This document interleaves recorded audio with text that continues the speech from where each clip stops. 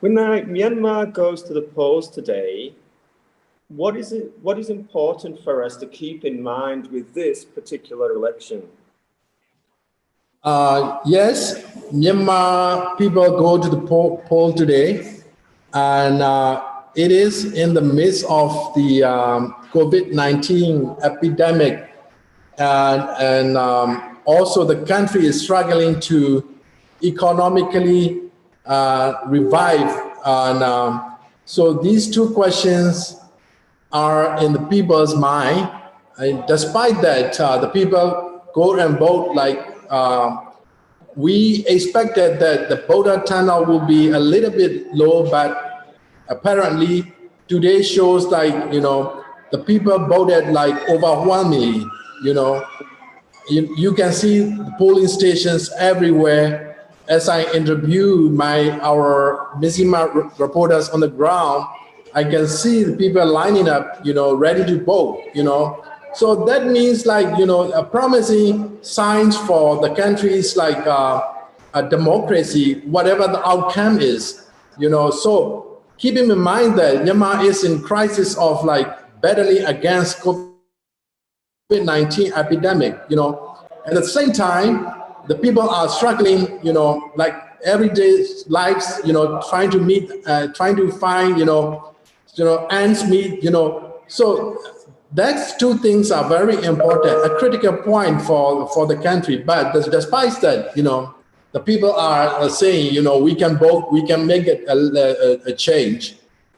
And how has COVID really changed the situation on the ground? I'm assuming now people have social distancing and wearing masks at polling stations. Well, the COVID-19 changed a lot to this country. Firstly, like even in 2020 elections, like there were like many, early voters than the previous elections. If you ask like a poll watcher at the polling station, they will say like at least like 300, 400, 500 people out of 1,000 eligible to vote in that particular polling station were voted for early voting. So that means like COVID has changed the way that people vote, the way that people live. Social distancing is a must thing to do in this country. Even the health ministry, the sports and health ministry has ordered the whole country, even until the country is under stay kind of semi-lockdown mode. So no one is, everyone is like told to stay at home until now. Some opposition political parties had called for the elections to be delayed. Why was that, do you think? COVID-19 like made us a lot of worried for the election, whether election would be freely held and it is, fair. The question is fair. So some political parties doubt that the election wouldn't be fair. So even though it was kind of like a free, it won't be fair. Free and fair are totally different things. So, and they raised these questions to postpone the elections, but UEC decided that, against that, we should keep election in November 8th. We should keep moving forward, knowing that COVID-19 wouldn't go away, like within, a certain period of days, a certain number of days. So right now, today is days that people voted. Right. Yeah. A significant percentage of people in Myanmar were unable to cast their votes. Why was that? Well, and firstly, in Rakhine State, there are 9 townships that are not able to hold elections today. The 9 townships, like if you calculate the population of that is almost like 1 million.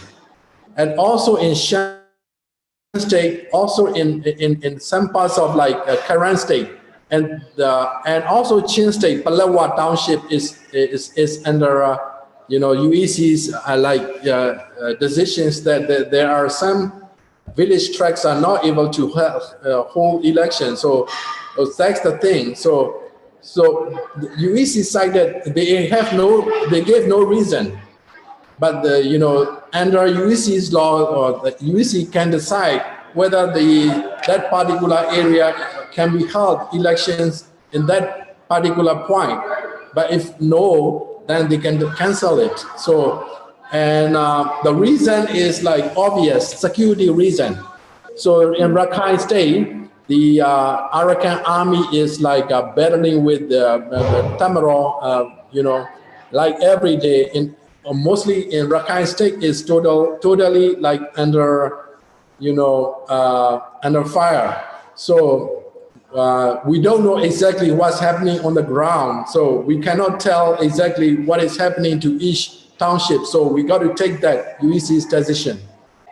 There are many parties in this election, but many believe that the main battleground would be between the National League for Democracy, the NLD, and the Union Solidarity Development Party, the USDP. What would you say are the main campaign messages from these parties, and what differentiates between them? I can tell that there are two main parties, USDP and NLD, in a majority Burmans area. It's like a proper Burma, basically, without ethnic states. But ethnic states, there are different political parties are playing a major role. Like, for example, in Shan State, SNL plays a decisive factor role. So if you look at 2015 elections, SNL won the second majority votes in the states, in the Shan State. The first was like USDP, I think. The third was NLD. And that can turn around really big this time in 2020 election.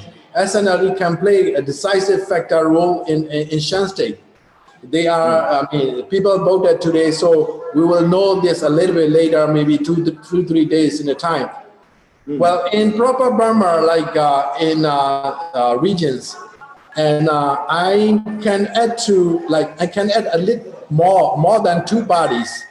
But NLD, of course, is like we played a major role in deciding this election, whether it is the election, NLD will be a winner in majority Burman area, and the main difference between the USDP and NLD is like who is pro-democracy and who is not. And people are saying that the struggle is not over yet. Right. So today the people go to the polling stations to cast their ballots, to cast their vote, just because they think that this is a time to get another change. Drive another change. The first change was like, NLD has said, it is time for change. So right now, this election campaign period, NLD brought up another slogan saying, to make a change, to better change, to have a better change. Yeah. So that's the difference. There is no much difference. The NLD was founded by the leaders of the 1988 pro-democracy uprising. The NLD leader, Aung San Suu Kyi herself, was a leader of the whole nation. So time has changed. The people's perception has changed a little bit, especially in ethnic areas, in Rakhine, in Shan, in Kachin, and etc. So the proper Burma wasn't changed yet, They keep supporting NLD. They believe in NLD, But let's see, how the vote stands out, after 3 days. What do you think is the current state of democracy in Burma? current state of democracy in Burma is in really crisis mode because, and according to 2008 constitution, the military has 25% of every parliament seats, from the union parliaments to the and state level parliaments. So they automatically hold 25%. So that's another issue. And also the military has control over 3 ministries at least. And, Interior Ministry, Border Affairs Ministry, and Defense Ministry. So at least 3 ministries they are holding. So, and so the civilian government, the NLD government has, not a lot of room to play in terms of like making sure the country's a peace process, the security, and etc. in terms of security and peace sectors is concerned. So NLD has nothing to say. Right. So of course they have a say in the peace process, but it's not a lot. Who's going to decide the final factor of the peace process? If the military doesn't agree, peace process, then you can implement it. That's the real ground. And also the economy is like, it's getting really, really hard for the ordinary people in this country. And when COVID-19 struck the country again, and people are very hard to find a job, and a lot of people get unemployed. These kind of situations are happening in this country. So, and so to say on the democracy process, which it is not moving forward, or it is rather, you can make a judgment of like whether the country is like, whether it is moving forward. No, it is moving backward a little bit, and it's very hard to say. It is, you can see everywhere in Thailand. If you compare to Thailand, democracy is every day a struggle these days. But Myanmar is different situation. We have too many ethnic groups. 135 ethnic groups. According to the government. So we have totally different issues. The ethnic issues, economic issues, like a civil war, 2008 constitution. If you combine all these together, what will you see? The country is not moving forward to democratization yet. Are you expecting many surprises to come out of this new election? Yes, I would expect that some ethnic political parties will definitely win more than 20,000. Definitely win some parliament seats more than 2015 elections. That's definitely going to happen.